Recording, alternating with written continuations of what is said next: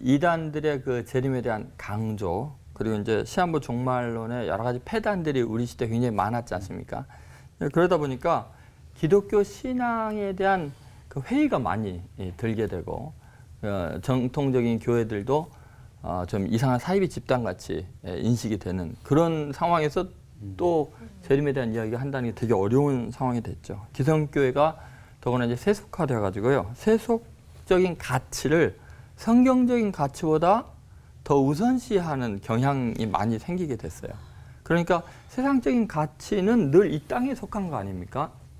그러다 보니까 재림이나 부활이나 이런 영원한 나라에 대한 메시지가 당연히 줄게 되고요. 또 한 가지는 과학 기술, 그리고 물질적인 풍요, 인간에 대한 낭만적인 생각들이 이 땅의 것이 모든 것인 것처럼 여기에서 성공과 실패가 영원한 것이라고 착각하게 만들다 보니까 이 땅에 유토피아를 건설해야 된다는 이런 전 세계적인 착시 현상이라고 할까요? 그러다 보니까 당연히 뭐 재림이나 부활이나 이런 것에 대해서는 관심이 없을 수밖에 없겠죠. 이 땅에 이제 지금 현실 속에서 그 말세의 징조들이 계속 나타나고 있고, 그것이 재림과 부활의 필요성을 강렬하게 이제 요청하게 되었습니다. 결국은 말세의 징조들도 어떻게 해서 생겼냐면 인간의 착각 때문에 탐욕스럽고 교만한 죄로 인해서 말세의 징조들이 나타난 거거든. 근데 하나님이 그걸 이미 다 예언해 놓으셨죠. 각종 자연 재해도 가만히 보면 인간의 탐욕 때문 아닙니까? 또 전쟁이 지금 일어나서 전 세계가 지금 거의 뭐 지옥 같은 형편들이 되잖아요. 뭐 여기저기서 지금 전쟁이 터지고 있지 않습니까? 그리고 어쩌면 그 죄악이 아주 일상화돼 있어요. 너무너무 죄악이 보편화돼 가지고 이제 죄가 뭔지도 모르는 상황이 돼버렸죠. 결국은 이 세상에서 인간은 자신들 나름대로 성공을 위해서 굉장히 노력하는데 그 결과가 세상이 지옥이 되게 하는 거죠. 그러다 보니까 이 세상 나라의 유한성과 하나님 나라의 영원성, 그것이 극명하게 이제 자꾸 대조가 되고, 궁극적인 소망이 이 땅에서 자꾸 상실이 되고, 하나님 나라 그리고 부활, 이게 아니면 해결이 안 되는 일들이 많아요. 왜냐하면 전쟁이나 자연재해 때문에 죄 없는 사람들이 수없이 죽어가는 그러한 거에 대해 해답이 없는 거예요.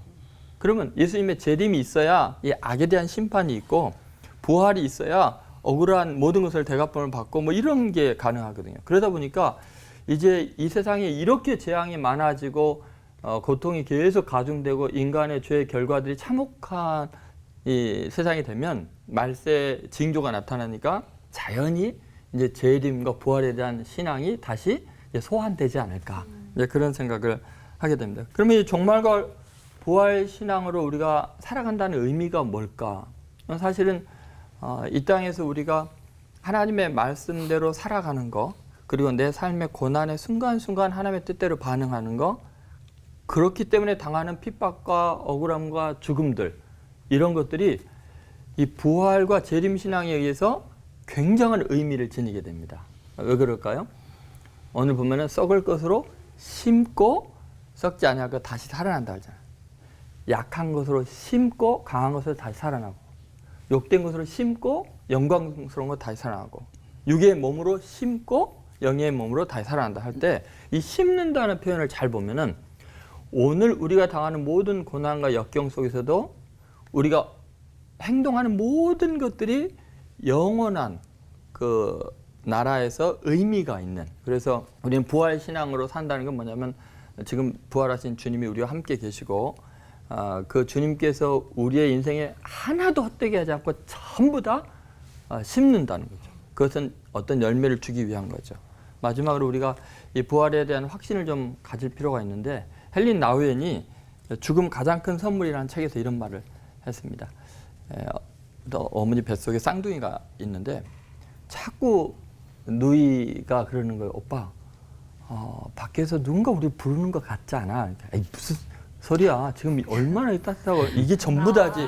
쓸데없는 소리 하지 마. 그러니까 아니야 오빠 자꾸 그런 것 같아 하고 이야기를 하니까 이제 그걸 믿어지지가 않지만 어느 날 갑자기 어마어마한 압력이 가해지면서 이 세상에 태어나게 되죠. 우리가 지금 그런 것 같아요. 이 세상이 전부인 것 같고 여기도 쌓아두고 여기가 영원한 것 같지만 어느 날 우리는 우리가 감당할 수 없이 원하지 않은 때 죽음을 경험하면서 영원한 세계로 갑자기 태어날 때는 뱃속의 엄마의 이 한계 그것보다도 훨씬 더 넓고 찬란한 세계가 있듯이 이 세상 이후에 부활의 세계, 주님이 오신 그 세계는 정말 상상할 수 없는 넓이, 그 광활한 아름다움, 영원함에 정말 깜짝 놀라지 않을까 그런 생각이 듭니다. 이 시대에 부활과 재림의 소망으로 승리하는 성도들 되시기를 주의 이름으로 소망합니다. 기도하겠습니다. 주님, 영생을 사모하고 주의 재림을 기다리며 부활의 소망으로 승리하는 저희들이 되게 하여 주옵소서. 아멘. 예수님의 이름으로 기도드립니다. 아멘. 아멘. 부활신앙이 현재 신앙이다라고 하는 게 사실 확 와닿지 않은 분들도 분명히 계실 거라고 저는 생각이 들어요. 그래서 부활신앙으로 오늘을 산다는 게 어떤 건지 좀 살맛나게 잘 설명해 주시면 저희들도 참 좋을 것 같습니다. 네. 네. 목사님.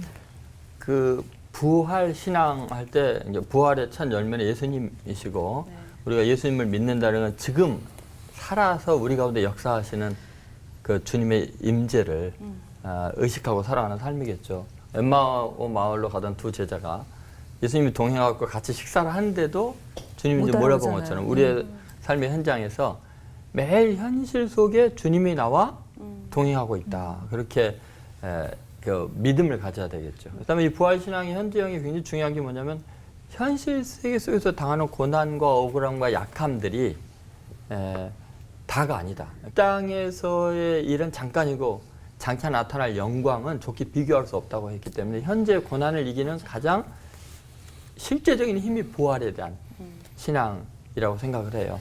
그래서 이 부활에 대한 신앙이 없으면 우리는 현실의 부조리에 대해서 해답을 찾을 수가 없거든요. 억울해서 살 수가 없고요. 그리고 사랑하는 사람과 이별이 부활 신앙이 아니면 해결이 안 돼요. 사별을 할 때 정말 믿는 사람들은요 담대하고요. 그 기대감과 소망을 가지고 그 임종을 맞거든요. 그 목회자로서 수없이 경험을 하는데 다른 쪽에서는 절망이잖아요. 영별이잖아요. 그렇죠. 근데 여기는 그 만남에 대한 기대가 있기 때문에 부활 신앙이 현실의 삶과 성공과 죽음과 모든 걸 해결하는 열쇠, 마스터 키가 아닌가 그렇게 생각합니다. 네. 그 살아도 사는 게 아니라 스트레스로 이렇게 해서 머리가 다 빠졌습니다. 여러분들 그 성경에 살아도 사는 게 아니라는 그 문구가 어디 있는지 아세요? 있어요?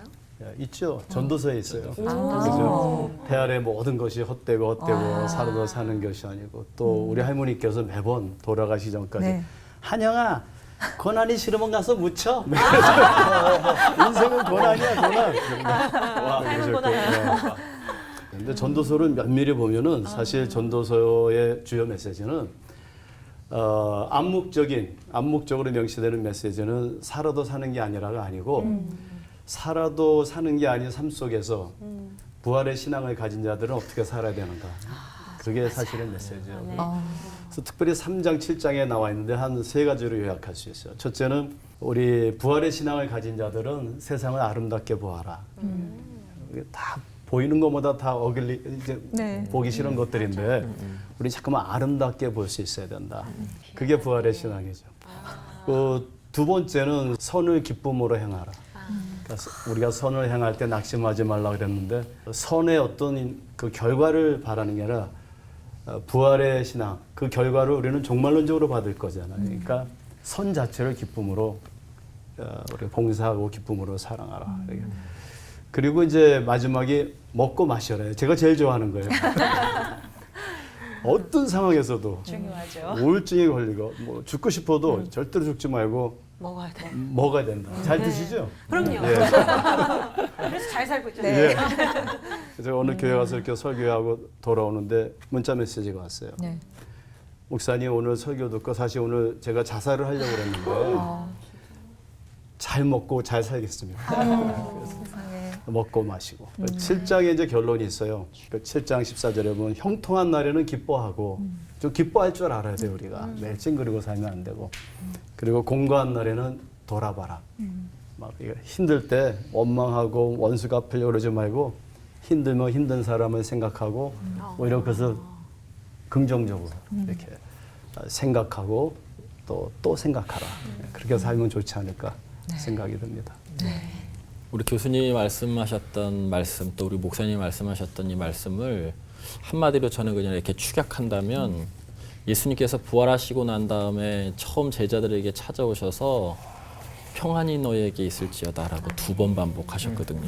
저는 그것이 평안이라고 생각해요. 그러니까 이 땅은 여전히 그러한 고난, 고통, 죽음의 문제, 우리들에게 있는 여러 가지 상황들이 있지만 주께서 부활하셔서 처음 찾아오셔서 제자들에게 2번 걸쳐서 평안할지어다, 평안하뇨라고 이렇게 묻고 있죠. 그러니까 그분이 그것을 주시고 싶었던 것이죠. 그러니까 부활하신 주님께서 우리들에게 원하시는 것은 뭐냐면 이 땅은 나흘과 죽음이지만 생명의 주인인 나와 함께 동행하게 된다면 새롭게 보게 되고 새 소망을 살게 될 것이고 그러면서 성령을 받으라고 또 거기 말씀하고 있어요. 그러니까 주께서 우리들에게 성령을 통해서 성령 안에서 살 수 있도록 창세기 2장 7절에 말씀하고 있는 그 호흡 그것이 바로 오늘 여기 다시 이 요한복음 20장에 평안하라라고 하면서 주께서 성령을 받으라라고 하는 말씀과 거의 일맥상통한 그런 말씀인데 주께서 우리들에게 함께 하시는 그 절대적인 평안으로 나흘과 눈물이 있는 이 땅 속에서도 여전히 살아가라.